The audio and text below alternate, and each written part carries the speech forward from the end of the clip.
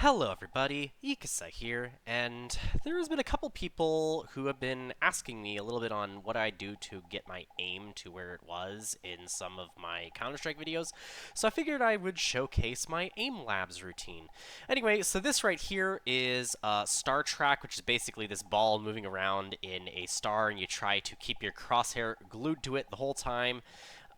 Anyway, this thing, I freaking hate this particular aim labs test. However, I have noticed that my control, particularly with like finer movements, like when I oops, I slightly overshot my target, it's really useful for like helping me get the crosshair back onto the head of the enemy. You'll see a couple areas where I really think this particular training exercise is to thank on some of my Counter-Strike plays. I've yet to encounter a situation where I think this particular test helped me with Valorant, but I suspect I'll run into it eventually. This here is angle hold, which basically is a practice mode that is specifically made for practicing holding angles. As you can see here, you try to keep your crosshair aligned right where the head's going to walk into, and then you try to have your opponent walk into the crosshair. Sometimes the opponent will do a little bit of a shoulder peek before fully peeking, like that, and that can throw me off a bit. I decided to add this to my routine because I decided to add this particular training routine to my whole training everything because I noticed that when it comes to angle holding, that it had been kind of one of my Achilles heels. Like I for a while really sucked at holding angles in like Counter-Strike and Valorant. So I decided to add this to my routine. I've played it like less than 10 times total. So as you can see, I'm still learning it. I'm really hoping this is going to help me with, popping off an enemy as soon as they peek a corner that I anticipate them going through. And then it's going to hopefully help with things like, when I'm waiting in a corner for an opponent to walk through, that I can just actually go through with it. Anyway, this particular test here, I believe, is headshot shots. So yeah, this is literally a headshot shooting training setup, and I actually have been practicing this one a bit, in particular to get things like my crosshair swings figured out.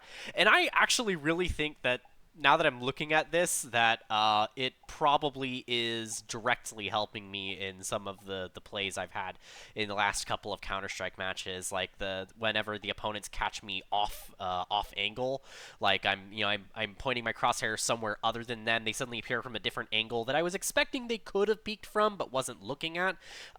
This has saved my butt. This particular training exercise in particular, I think has saved my butt a couple times in competitive games. Well, anyway, I've been playing this for a little while. I'm still trying to get better at the art of flicking onto heads, which is why, as you can see here, I've been training this one rather intensely. However, I do think over time I'll probably get better at it. This particular one, I believe, is spider shot. No, this one's actually line track. So this particular training exercise, I decided to introduce it because I noted that my flicks were sometimes, particularly if it was like not a horizontal flick shot, that they were kind of a bit weak. As you can see here, this is an exercise where you try to keep your crosshair inside that little line as you flick to targets. The idea is to force you to slow down and try to carefully draw a straight line to your enemy. The ideal flick shot technique is, of course, a straight line from your crosshair straight to your enemy's head and then click.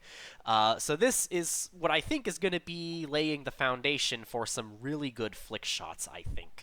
Now, I do tend to struggle a bit, particularly with like vertical hits, like if it's a shot downward like that, I really seem to struggle with it. And you'll actually notice on like my spider shot scores here that I also tend to really struggle with verticality. I'm hoping that Aim Labs is going to help me iron most of my grip-related issues out.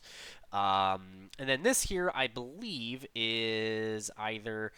no, this one, yeah, this one's strafe-track. Well, this is the exercise that I've been doing for a really long time. I've been doing strafe-track since as early as I started using Aim Labs.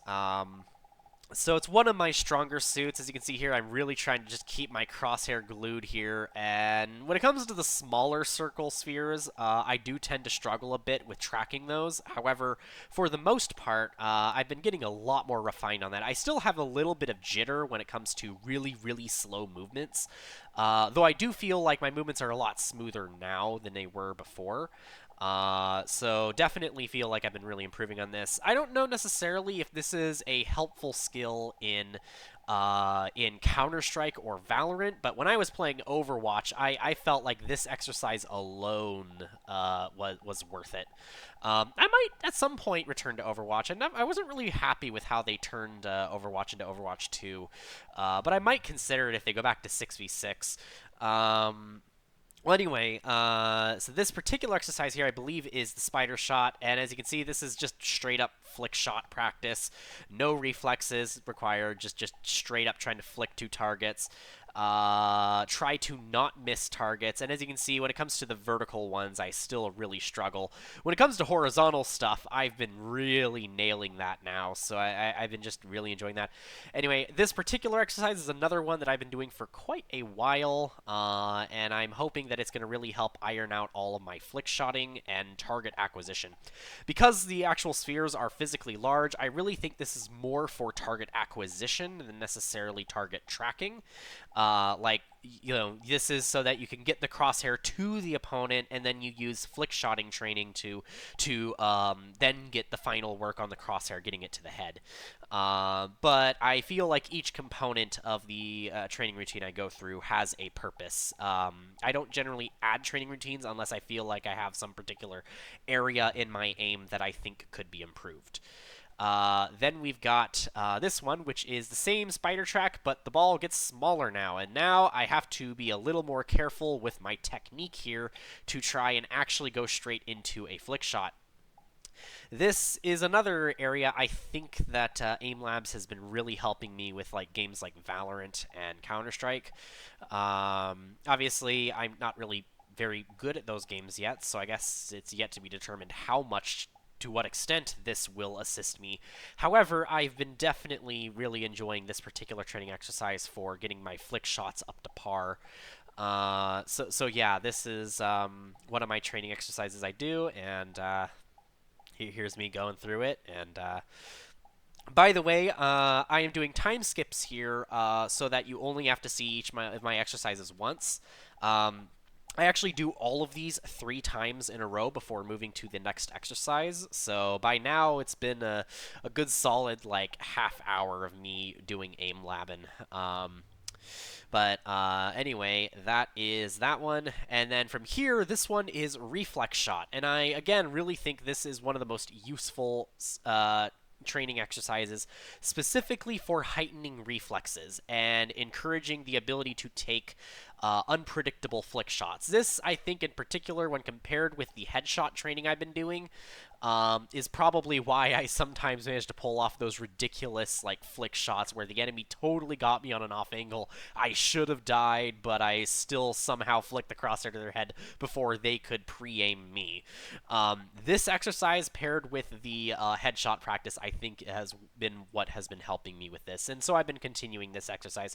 Ultimately, I do think there will be a top end for when, training in aim labs becomes mostly just about maintaining muscle memory than gaining muscle memory. And as you can see, I kind of lost my rhythm there for a little bit. But currently I haven't really hit a plateau yet where I feel like the aim is no longer like bottlenecking what I do. I've been constantly running into situations where aim feels like it's something that could win me win me games.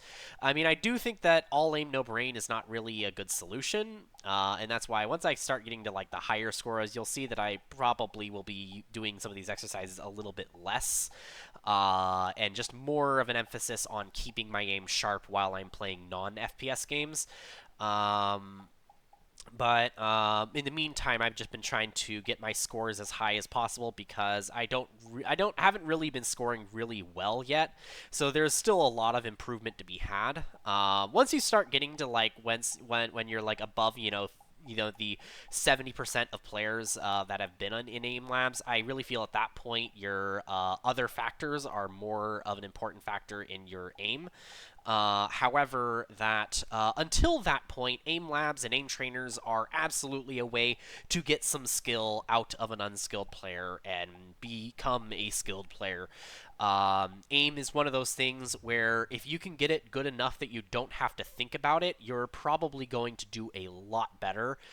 This particular one here is called decision shot, which is basically where you have to shoot a red or blue orb and then shoot the blue or red orb that appears next.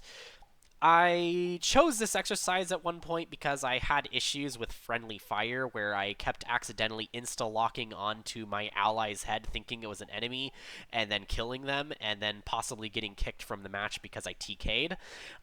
Decision shot is, I think, one of the things I think has really helped me with the art of thinking before shooting, and really teaching myself to identify what my opponent is before shooting them. Like, do they I think things like being able to tell like whether my opponent has an op or not, or what distance the opponent is at relative to my position. Stuff like that, I think, is one of those areas where I think definitely decision shot helps because it really trains your brain to think while you're shooting, and leave the shooting part to your reflexes while having your brain sort of command it. And that's why I really enjoy it. And then finally, I have some grid shot.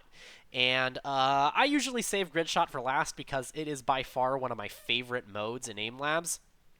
I don't know if it really would actually improve anybody's aim because last time I checked, most enemies are not lined up in a march like it's like it's a colonial army, of musketeers lining up to just mass, make a wall of bullets. I don't think I've ever really encountered in any game I've played a situation where I think grid shot would really help me. But gosh darn it, Grid Shot is so much fun. It feels like a really fun arcade game, and so I always save it for last to be my just recreational activity to reward myself for going through my training routine. And I always really love Grid Shot, so I figured I would end today's video with Grid Shot. Anyway, I do all of these training exercises 3 times in a row, and I do them daily. I probably will cease to do my training to the same extent that I have now in the future as my aim starts getting a little bit better, because obviously at some point, eventually you get to the point where aim is diminishing returns, but because I haven't hit that point yet, I use this aim routine daily, and actually, probably even after my aim gets to the point of diminishing returns, I probably will still keep using this particular training routine because it's a good way to keep my aim sharp, regardless of what games I am currently playing. Like, if I'm playing Minecraft all day on one day and I don't really have a lot of time to pack in some Counter-Strike because I decide to spend all my time building, this is how I keep my aim from decaying and keep my, FPS skills from decaying over time. Anyway, if you guys liked the training routine, be sure to hit that like button and maybe consider the subscribe button. If you guys want more updates on how I am doing with my aim, I probably will submit some updates to my aim lab routines a little bit in the future if I find a noticeable improvement in my aim or decide to change something up particularly. But for those who are just tagging along, basically I just, yeah. Anyway. Hope you guys enjoyed the video. Bye.